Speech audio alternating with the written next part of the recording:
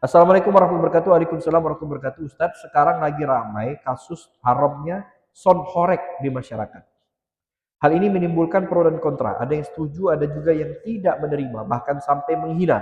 Bagaimana sebenarnya sikap kita, Ustadz? Mohon penjelasannya. Nabi Shallallahu Alaihi Wasallam bersabda, "Laisa minna man lam yuwaqqir kabirana wa yarham saghirana wa ya'rif li ma'alimina haqqan." Kata Nabi, bukan golongan kami orang yang tidak menghormati yang tua, menyayangi yang kecil, dan menghormati hak-hak ulama. Hak-hak ulama itu apa? Mengeluarkan fatwa, kita taati, kita ikuti. Itu maksud sabda Nabi. Bukan kasih duit, bukan. Tahu sound horeg gak? Sound horeg itu rame ada di daerah sana. Sound besar. Dikumpulkan di truk, diikat, dikasih lampu, diputar lagu disco, keliling kampung. Nanti saking besar suara tuh, atap orang sampai roboh. Itu tonton di TikTok, di Instagram. Kaca sampai pecah. Bunyi bom bom bom bom bom.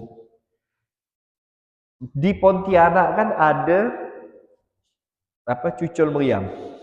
Kalau udah malam lebar tuh, banyak orang ganti jendela tuh. Kalau dia nyucul meriam, boom. Di sebelah sana tuh, kaca dia pecah. Karena bunyinya kencang. Itu sound meriam. Apa sound system yang banyak belonggok kayak gitu? Kita kadang aja sound kondangan itu, piring di rumah bergetar-getar. Ya kan ada berapa doang itu. Ini satu truk. Bum bum. Nah, ulama melihat, wah bahaya ini. Banyak menimbulkan problem.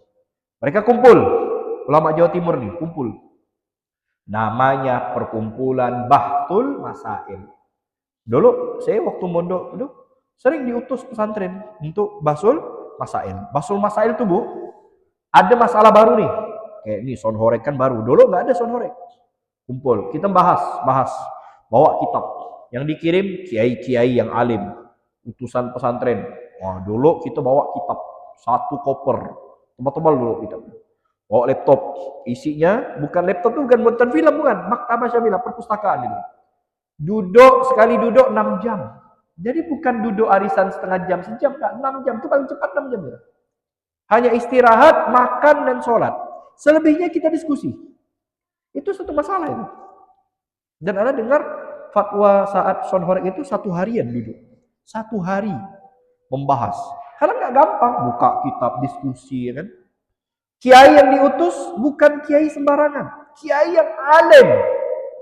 Mungkin kalau tidak berlebihan saya samakan kiai-kiai yang selevel Buya Yahya, yang selevel dengan Habib Segaf. Di antaranya yang diutus itu adalah Kiai Haji Muhibbul Aman Ali. Itu guru saya. Beliau itu alim dalam bidang usul, menguasai usul, qawaid fikih dan macam-macam. Alim. Jadi bukan kiai yang tanpa merendahkan ya, yang ngajar di kampung alim bakta seperti saya, enggak. Alim, yang diutus tuh alim betul. Lalu saat musyawarah itu bukan hanya kiai yang diundang, panggil pakar THT. Karena sound horeg ini melibatkan telinga kan. Bagaimana nih menurut dokter THT? Oh, manusia itu Pak Ustadz, Pak Kiai, dia ada ambang batas pendengaran. Jadi ada ukurannya itu berapa itu, ya kan? Kalau melebihi bahaya buat telinga. Nah, ini sound horeg ini dia sudah melebihi batas normal. Itu bahaya buat telinga, peka. Kita kadang headset aja udah sakit telinga. Diundang juga pakar psikolog. Saya baca itu. Bagaimana menurut psikolog sound horeg ini? Oh Pak Ustadz, orang kalau nggak suka musik A, dipaksa dengar musik A, itu bisa mengganggu kejiwaan. Itu kata psikolog. Contoh, saya ini nggak suka musik rock, sakit telinga. Dangdut kondangan itu pun nggak suka. Maka saya kalau diundang kondangan itu, saya hadir, namanya diundang hadir, tapi hadirnya dekat sholat. Pasti itu dekat sholat. Karena kalau dekat sholat, pasti berhenti dengan azan kan. Karena sakit telinga saya. Nggak suka.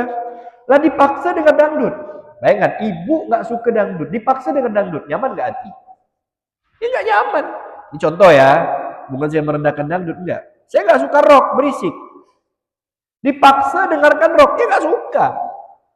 Lah orang nggak suka musik sound horeg, dipaksa dengar sound horeg. Yaitu pasti mengganggu kejiwaannya. Nah, maka ulama mengeluarkan fatwa haram. Kenapa? Pertimbangannya panjang. Ini sebenarnya sudah sering saya jelaskan di pengajian. Walhasil ulama mengeluarkan hukum haram, fatwa haram itu nggak sembarangan, melalui proses yang panjang. Lah kita ini nggak tahu apa-apa, ya kan? Baca Quran aja banyak salah. Loh kok protes? Jadi lucu kadang kita ini. Ketika ulama mengeluarkan hukum haram, kita saking nggak terima itu lebih alim daripada kiai itu. Seperti anak SD ngomentari doktor, ya kan lucu. Udahlah, ulama ngeluarin haram, ini kita ikut aja lah. Kalaupun ada di antara kita yang nggak terima, mungkin karena pekerjaan kita di sini sebagainya, minimal, ente kerjain aja itu karena ente nolak, tapi dalam hati tetap mengatakan itu haram. Kenapa? Mudah-mudahan di dalam hati ada perasaan haram, itu bisa bisa berubah, sehingga di kemudian hari dia bisa bertaubat. Orang melakukan maksiat, tapi di dalam hatinya sadar kalau maksiat yang dikerjakan itu haram, bisa bertobat suatu hari. Tapi kalau orang melakukan maksiat, dalam hatinya nggak sadar kalau itu maksiat, nggak bakal taubat. Karena dia akan merasa yang dia lakukan itu adalah benar. Orang mencuri, tapi dia tahu yang dicuri haram. Ya lama-lama taubat ya, nggak mau lagi haram. Tapi kalau orang mencuri, kenapa curi? Halal kok. Orang kayak gitu nggak apa-apa diambil duit harta. Orang kayak gitu nggak apa-apa kita curi, ya nggak bakal taubat dia. Karena dia beranggap dia mencuri itu halal. Seperti itu. Wallahu a'lam bissawab.